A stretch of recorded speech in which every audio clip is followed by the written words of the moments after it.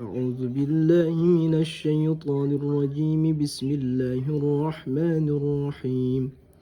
قل لو كان البحر مدادا لكلمات ربي لنفد البحر قبل أن تنفد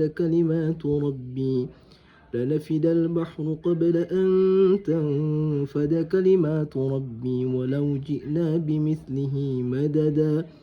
قل إنما أنا بشر مثلكم يوحى إلي أنما إلهكم إله واحد فمن كان يرجو لقاء ربه فليعمل عملا صالحا ولا يشرك بعبادة ربه أحدا. Nah, jadi di sini saya akan menjelaskan tentang hukum nun mati atau nun sukun dan tanwin.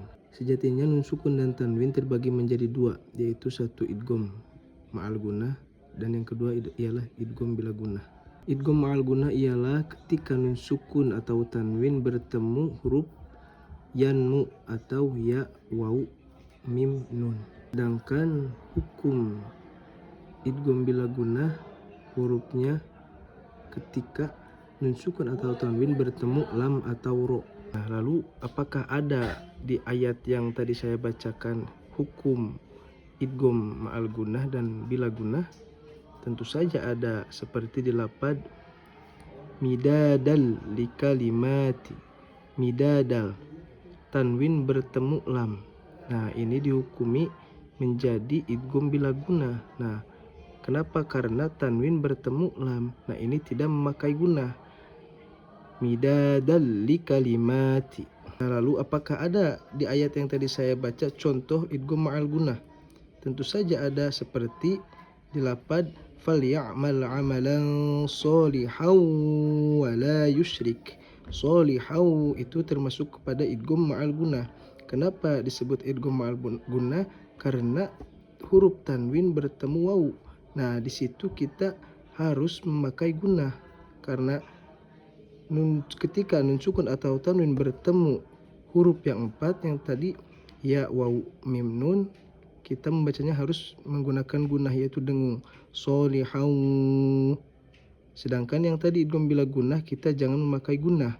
Midadal likalimati harus langsung. Sedangkan idgham ma'al gunnah kita harus memakai dengung, yaitu solihau. Tahan dulu sedikit. Itu contoh nun sukun atau tanwin. Yang selanjutnya, apakah di ayat yang saya tadi bacakan ada huruf qalqalah atau hukum qalqalah? Tentu saja ada. Nah, qalqalah terbagi menjadi dua, yaitu qalqalah kubro dan sugro. Contoh qalqalah sugro, nah seperti ada di ayat 109. Lanafidal bahru qabla an. Kenapa disebut qalqalah sugro? Karena dia terletak di tengah-tengah kalimat. Sedangkan qalqalah kubro terletak di akhir kalimat. Contohnya seperti di ayat 110. Ilahu wahid. Nah, itu termasuk kepada qalqalah kubro karena dia terletak di akhir kalimat. Lalu di sini apakah ada hukum ro tarkik dan ro tafhim? Tentu saja ada di ayat 110. Faman kana yarju. Nah, itu termasuk kepada ro tafhim. Kenapa? Karena ro sukun sebelumnya harokat fathah maka harus dibaca tafhim. Nah, ataupun ro-nya ketika dibaca fathah atau doma.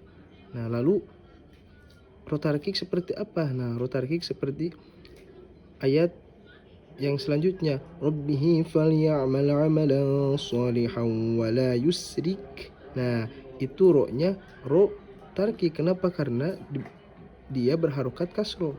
Nah, bisa juga ro-nya itu sukun dan sebelumnya harokat kasroh maka dia harus dibaca tarkik. Nah, itu penjelasan dari saya. Semoga bermanfaat. Assalamualaikum warahmatullahi wabarakatuh.